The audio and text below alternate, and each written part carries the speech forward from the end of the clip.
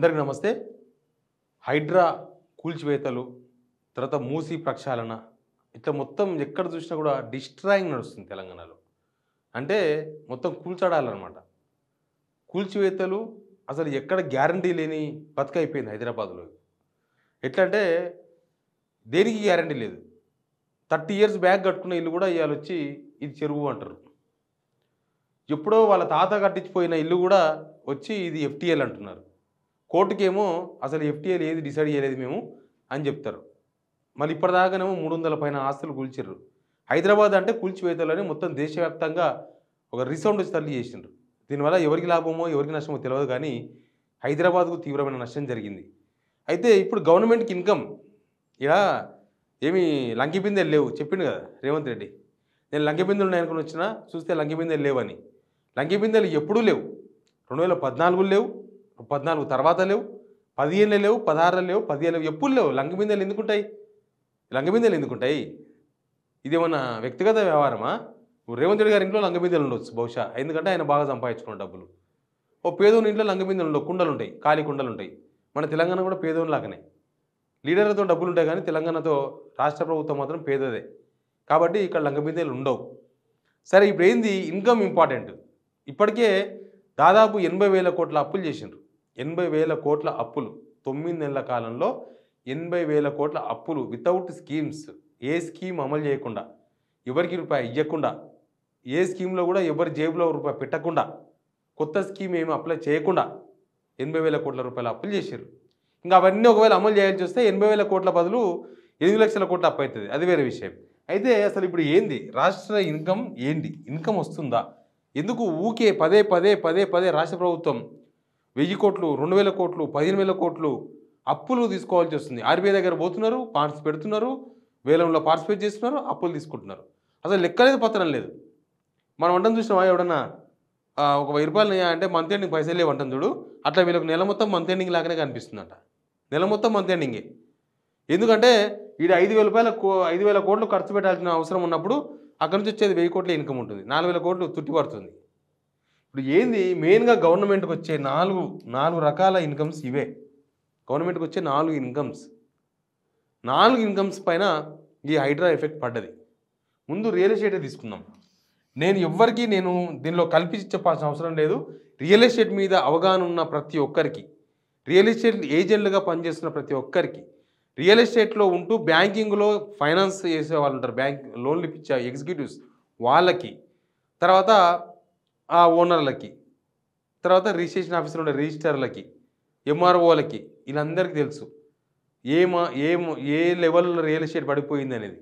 దగ్గర real estate మామూలుగానే మనకు పార్లమెంట్ ఎలక్షన్స్ కన్నా ముందు, అసెంబ్లీ ఎలక్షన్స్ కన్నా ముందు పడ్డది, కొంత స్టేబుల్ అయింది. అప్పుడు కొద్దిగా వచ్చి లోక్సభ ఎలక్షన్స్ ముందు బహుశా లేస్తుందేమో అన్న మూమెంటే లోక్సభ ఎలక్షన్ వచ్చింది. బహుశా లోక్సభ ఎలక్షన్ అయిపోయినాక లేస్తుంది అనుకున్న దగ్గర అంతకుముందు ఒక 20%, 25% కొద్దిగా స్లో డౌన్ ఉన్నది. ఒక్కసారిగా దాదాపు 50% రియల్ ఎస్టేట్ డౌన్ అయిపోయింది.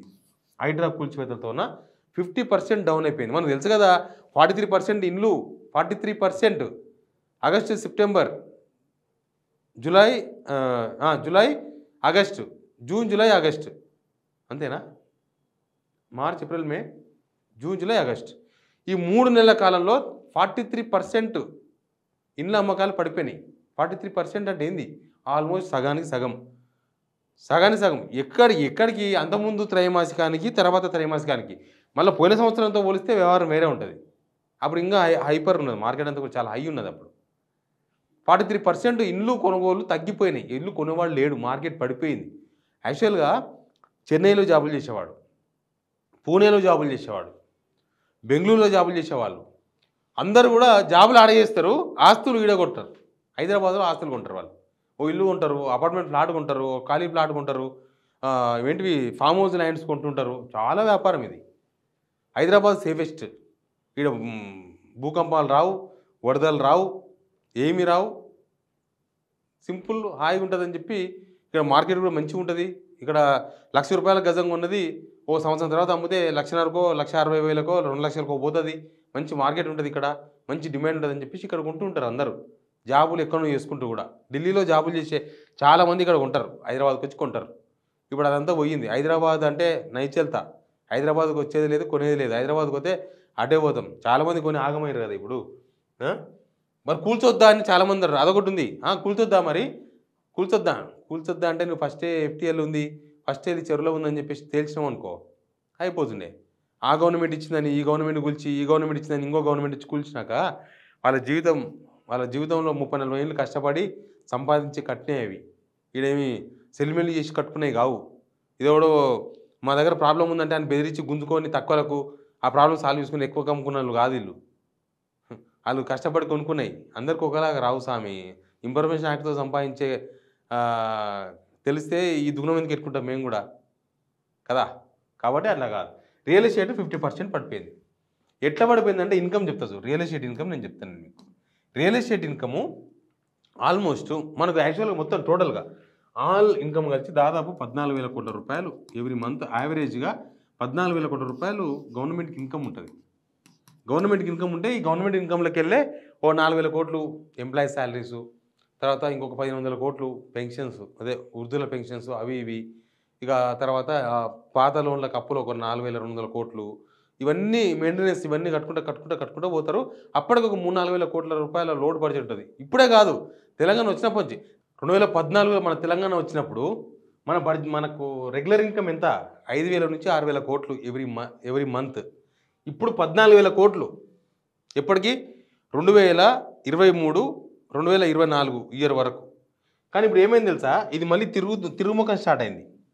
ఇవన్నీ దొబ్బి ఈ హైడ్రాలు ఇవి అవి మొత్తం కూల్చివేతలు స్టార్ట్ చేసినాక అన్నీ పోయి ఈ 14,000 కోట్ల కాస్త 9 నుంచి 10,000 కోట్లకు వచ్చింది. 9 నుంచి 10,000 కోట్లకు వచ్చింది. ఒకటేసారి ఎంత తగ్గింది?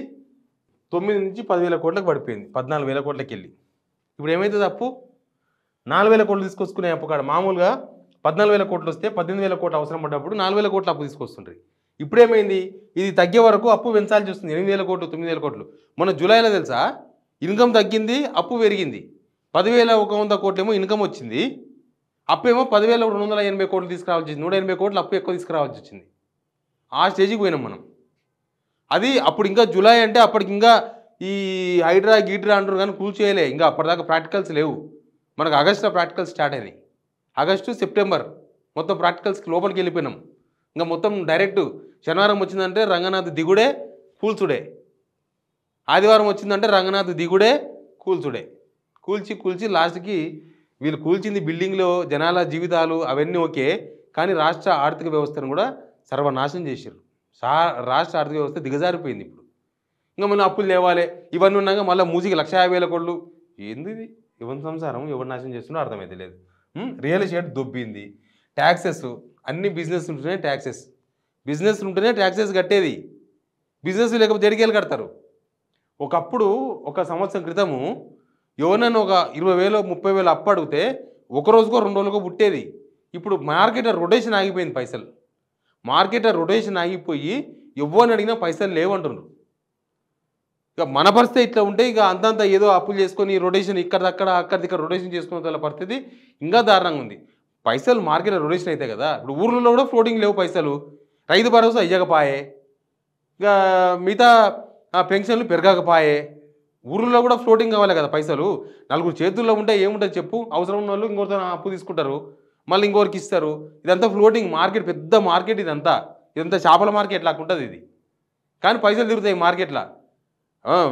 రైతు భరోసాకి ఇవ్వగానే ఏం చేస్తారు పైసలు? ఒక ఆయన బట్టలు తెచ్చుకుంటాడు, ఒక ఆయన మనవరాలకి కింద గొలుసులు కొనిస్తాడు, ఒక ఆయన మనవనికి బట్టలు కూడా ఇస్తాడు, ఒక ఆయన ఇంట్లోకి ఇంకేదో చేపిస్తాడు. రకరకాల వ్యవహారాలు కదా ఇవన్నీ కూడా. ఇప్పుడు ఏమైంది? రైతు భరోసా చేయకపోతే అప్పు తీసుకొచ్చి పంట వేసినారు, మళ్ళీ పంట అమ్మి మళ్ళీ అప్పు కట్టుకుంటారు ఇంట్రెస్ట్కు. ఏం మిగిలింది? ఇంకేదో పెడతారు ఖర్చు. నేను చెప్పినా కదా మొన్న నాకు ఒక భువనగిరికి వెళ్ళి చారి గారు ఫోన్ చేశారని, ఏం పని లేదని. ఎందుకు అంతకుముందు ఏముండే ఇప్పుడు ఎందుకు లేదని అంటే, అంతకుముందు రైతు బంధు కదివి వచ్చేసారు, వచ్చి అలా మనమన్లకో మనవరాన్లకో కడాలో గిడాలో గొలుసులో ఏదో ఏదో చేయించుకుంటుర్రి. ఇప్పుడు అసలు ఏమీ లేదు. అప్పట్లో మాకు 6 months పని దొరికేది, సంవత్సరంలో 2 సార్లు 3 నెలలు పని దొరికేది. ఇప్పుడు పని లేదు ఏం లేదు మాకు, మేమే రోడ్ల మీద పడమని చెప్పింది చారి గారు. గట్టిగా ఉంటుంది పని. అట్లా అయిపోయి లాస్ట్కి ఈ ట్యాక్స్ ఎడికేలు కడతాడు. మొత్తం రొటేషన్ ఆగిపోయినాక మార్కెట్ ఆగిపోయిన తర్వాత లిక్కర్ అంటే తగ్గుతుంది అబ్బా. లిక్కర్ మన దగ్గర ఫుల్ కదా. లిక్కర్ మన వాళ్ళు సాగుకు బతుకుకు పెళ్ళికి భారత్కు అన్నిటికీ లిక్కర్ తాగుతారు కదా, అసలు వైన్ షాపులు బిజీగా ఉన్నాయి కదా అనొచ్చు మీరు. కానీ తగ్గింది. అప్పటికి ఇప్పటికి దాదాపు లెక్క తెలుసుగా మీకు 35,000 కోట్లు లాస్ట్ టైం వచ్చింది మనకు. 35,000 కోట్లు అంటే నెలకు యావరేజ్గా తీస్తే 3,000 కోట్లు అంతే కదా. 3,000 కోట్లు వస్తుంది యావరేజ్గా. ఒకసారి 2,500 కోట్లు రావచ్చు, ఒకసారి 3,300 కోట్లు రావచ్చు. కానీ అది మొత్తం లాస్ట్కు సమప్ అయ్యి లాస్ట్కు 2,500 కోట్ల కాడ ఆడుతున్నట్టుగా కనిపిస్తుంది. ఇది లిక్కర్. ఈ లిక్కర్ ఇంకా తగ్గుతుంది. రియల్ ఎస్టేట్ నడిస్తే లిక్కర్ నడుస్తుంది. ఒక ప్లాట్ అమ్మాలంటే 3 సిట్టింగులు 4 సిట్టింగులు నడుస్తాయి. 3 సిట్టింగులు. ఆ 3 సిట్టింగులో కనీసం 2 సార్లు మంది అవుతారు. 2 సార్లు మంది అవుతారు. ఛాయ్ దుకాణం కాడ ఎంతమంది ఉన్నారు చెప్పు. రియల్ ఎస్టేట్ నడిస్తే ఛాయ్ దుకాణం కాడ ఆయన రోజుకు 1,500 ఛాయలు అమ్ముతాడు, 1000 ఛాయలు అమ్ముతాడు, 500 ఛాయలు అమ్ముతాడు. ఇప్పుడు శివారు ప్రాంతాలకు పోండి, ఛాయ్ హోటల్స్ మొత్తం ఈగలు కొడుతున్నారు. రియల్ ఎస్టేట్ ఏంది, చూస్తోలేడు, అమ్మేతోలేడు, చేపిస్తోలేడు.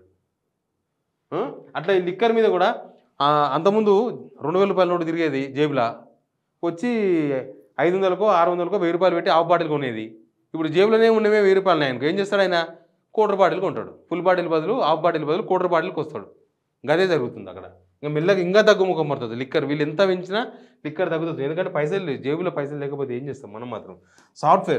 సాఫ్ట్వేర్ ఎక్స్పోర్ట్స్ కూడా తగ్గుతున్నాయి మనకు.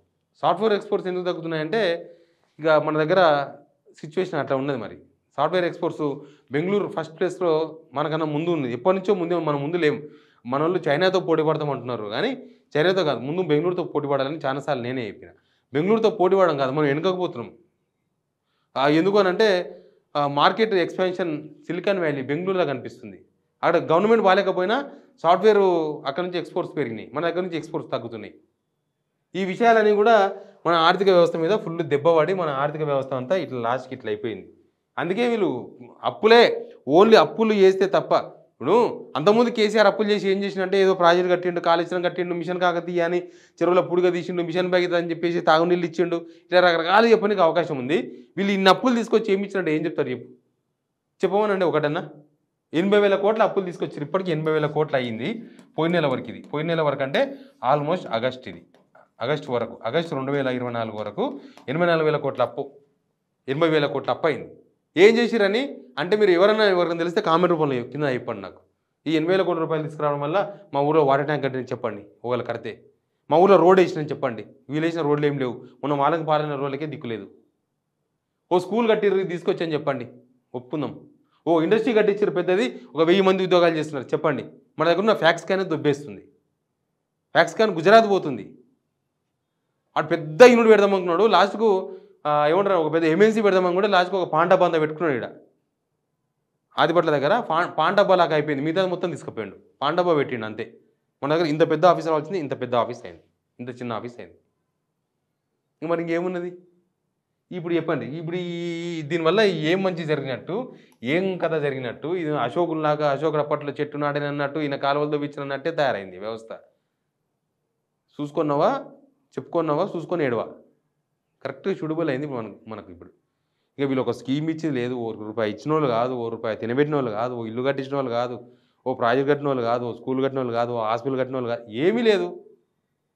80,000 కోట్లు అప్పు చేసి కూర్చున్నారు. Please subscribe signal TV.